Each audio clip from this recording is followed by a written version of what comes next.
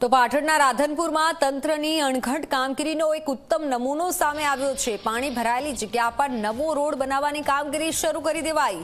મશાલી વિસ્તારના ચોંકાવનારા દ્રશ્ય સામે આવ્યા છે। મશાલી વિસ્તારમાં ફરી વળ્યા ભૂગર્ભ ગટરના પાણી।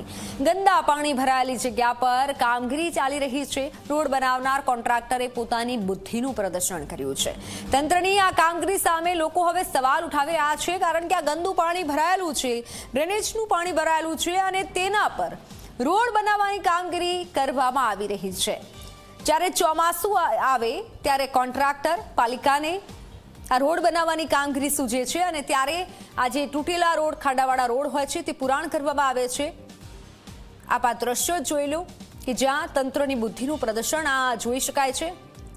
ઓનલાઈન પર સંવાદદાતા પ્રેમલ જોડાઈ ચૂક્યા છે। પ્રેમલ, આ તંત્રની બુદ્ધિનું પ્રદર્શન કહેવાય।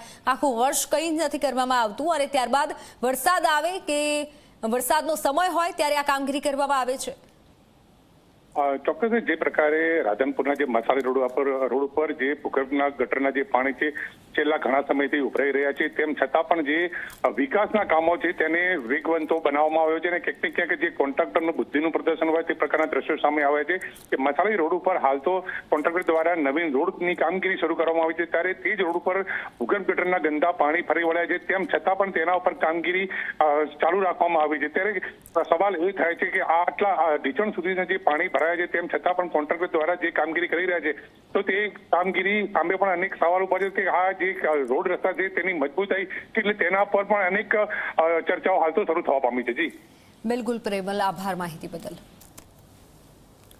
ત્યારે આપ જુઓ, ડ્રેનેજનું પાણી છે, ગટરનું ગંદુ પાણી ભરાયેલું છે અને એના પર આ રીતે બુદ્ધિનું પ્રદર્શન આપ જોઈ શકો છો કે જ્યાં રોડ બનાવવાની કામગીરી થઈ રહી છે, રસ્તા પર ગટરના પાણી ભરાયેલા છે અને એના પર રોડ પાથરવામાં આવ્યો છે। આ રોડ બનાવવાની કામગીરી થઈ રહી છે, ડામર પાથર્યો છે। તંત્રની અણઆવડત કહી શકાય, બુદ્ધિનું પ્રદર્શન કહી શકાય। પાટણમાં આ દ્રશ્ય સામે આવ્યા છે। પાટણથી કામ કરવાનું ચાલુ થઈ ગયું છે, ગુણવત્તા સામે સવાલ ઉભા થયા છે। લોકો એવા પ્રશ્ન કરી રહ્યા છે કે આ શું છે?